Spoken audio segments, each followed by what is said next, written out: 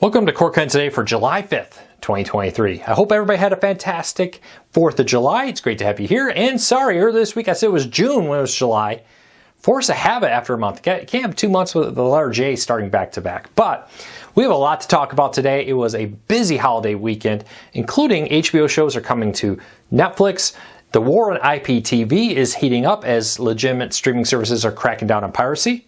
YouTube is launching a new effort to stop ad blockers and more. We're going to talk about all these stories and more here in a minute. But if you want to learn more about them, come up with your own opinions. Check out the show notes and in the first pinned comment, I'll put a link to each story I talk about there so you can read about them for yourself and let me know what you think. I'd love to hear from you. Now, before we do that though, do me a favor, hit that subscribe button, hit that thumbs up, let YouTube know you enjoy what we do here so YouTube recommends our videos to more people, helping us grow, helping us support our families. We would really appreciate your support. So with that said, let's dive into the news, starting off with Warner Brothers Discovery has agreed to license a selection of HBO programming to Netflix. Now, it's not everything, it's older content. For example, later this year, you'll get things like Band of Brothers, The Pacific, 6 Feet Under, and Ballers all coming to Netflix.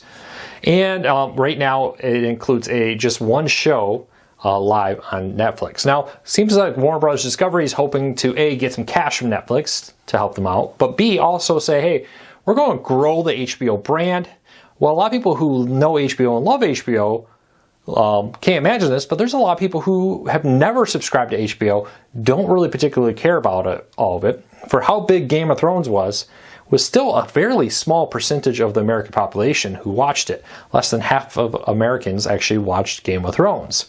So Warner Brothers Discovery is kind of hoping that by putting some good high quality content that's older on Netflix, that people may say, hey, I want to check out other HBO programs and go subscribe to Max to help grow the service there. Very similar to how Paramount and NBC Universal and more has done deals like this. Now, it's not the only deal like this that has happened. Earlier this year, Tubi and the Roku channel got a ton of Warner Brothers Discovery content, not just HBO content, but a huge swath of it to stream for free with the same kind of idea. Give you a handful, small selection of shows and a small selection of seasons and hope that people will subscribe to your main service later.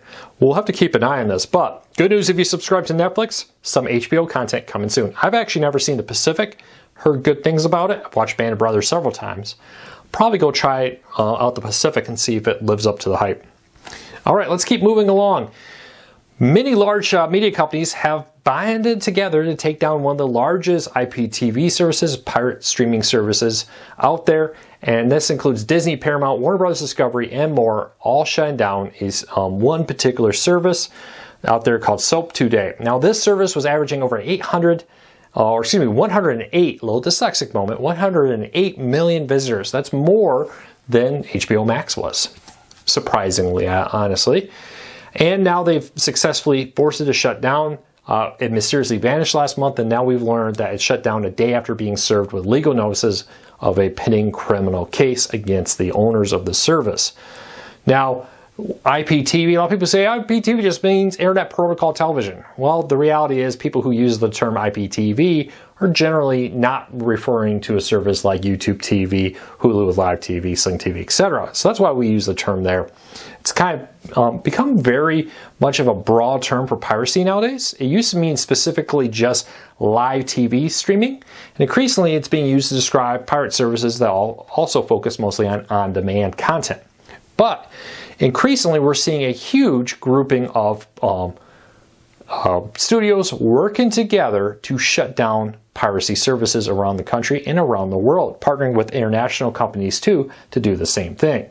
Look for this to become more and more common. What we're seeing here is ad revenue is down, subscription revenue is down, cable revenue is down, and so they're looking around saying, hey, we need to crack down on piracy, with the hope that that means at least some of those people would move and buy it legally if we make it very hard to get it by piracy. Now, I know you're going to say, well, it's just going to pop back up.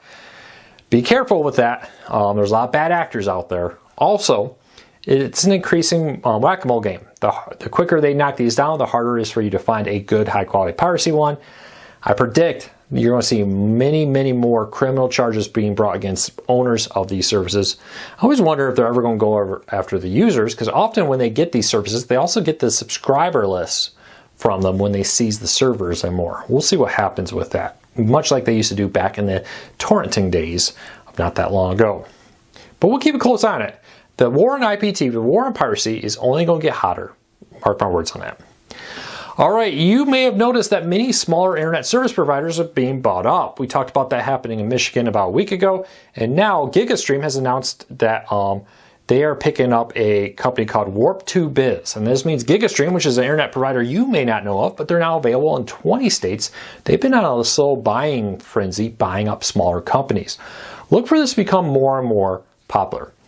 As competition enters the market, like T-Mobile, Verizon, AT&T Wireless in markets where they don't have fiber, and more, and SpaceX and Amazon's home internet, you're going to see the problem that smaller internet providers are going to struggle. And to deal with that, they're going to look to group together or be bought up in order to better compete by being larger and being able to better resist the growing competition. Used to be some of these smaller internet providers, they were the only game in town, or one or two or three at most competition.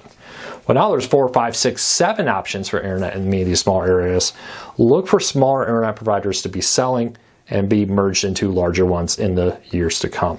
Would not surprise me at all if that happens. All right, let's keep moving along. YouTube is cracking down on ad blockers. Now, they started doing this earlier this year, and they have a new 3-strike system here.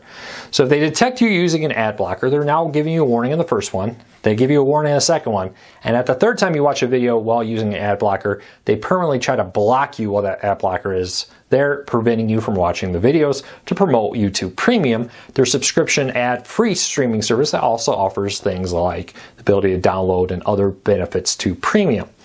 Now, increasingly, I suspect that this is going to become more and more important. I've talked about this across the board recently. Ad revenue is down. YouTube lives on ad revenue.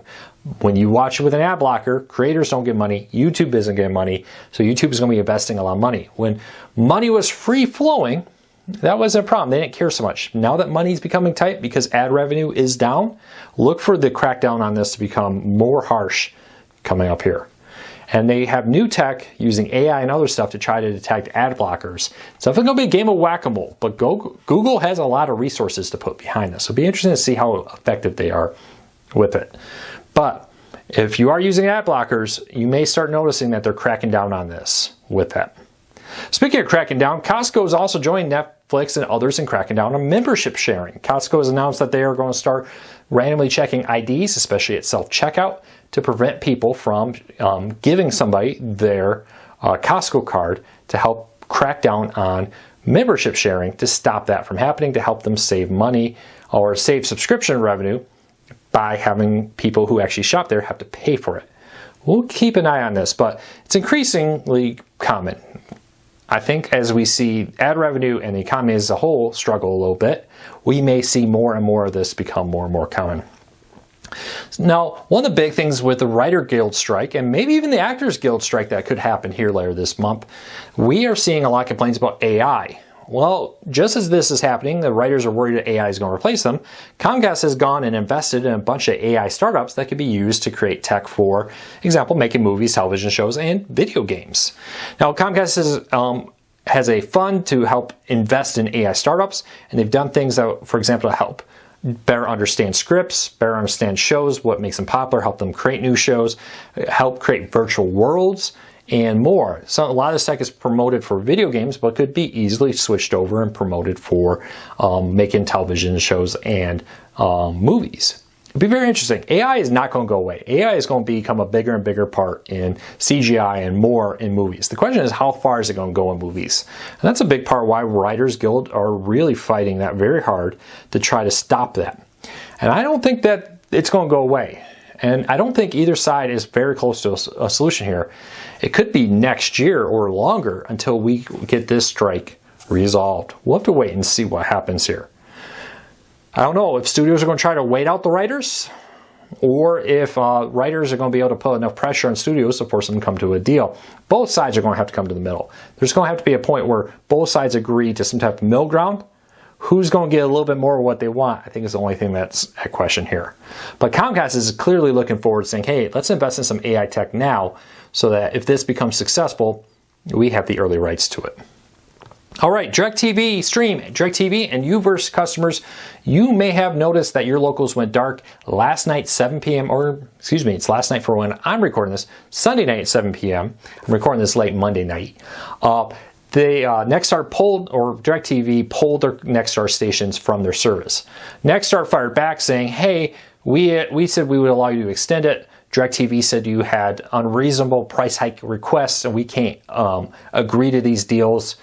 And they're fighting back and forth. Nexstar did kind of foreshadow this, that, hey, they believe that they're in a more powerful position, that they can wait out DirecTV and other providers to try to get more money from them. The problem is more money means your bill is probably going to go up. Now, if you are affected by this, my recommendation is two things. First, DirecTV is offering a $10 credit. Go to TV Promise, I think it's tvpromise.com. Link in the show notes down below. If you go in there, you have an account, and you're in an area affected, if you actually lost locals, they'll give you a one-time $10 credit. Take that $10 or that credit, try to go buy an antenna. I know it doesn't work for everybody. Go to antennaweb.org, enter your address, enter your location, see what you can get with an antenna. I get all my locals with an antenna here.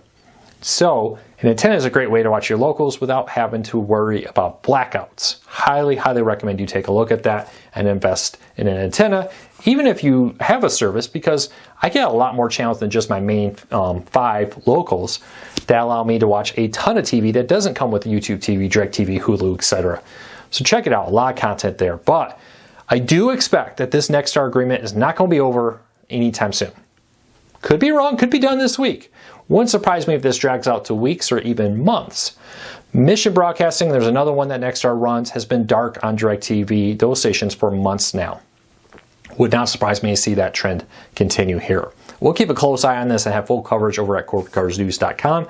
But if you are negatively impacted by this, highly recommend you check out an antenna. Well, that's it for today. I hope you all are having a great Wednesday. I'll be back again tomorrow with another video. Take care, everybody.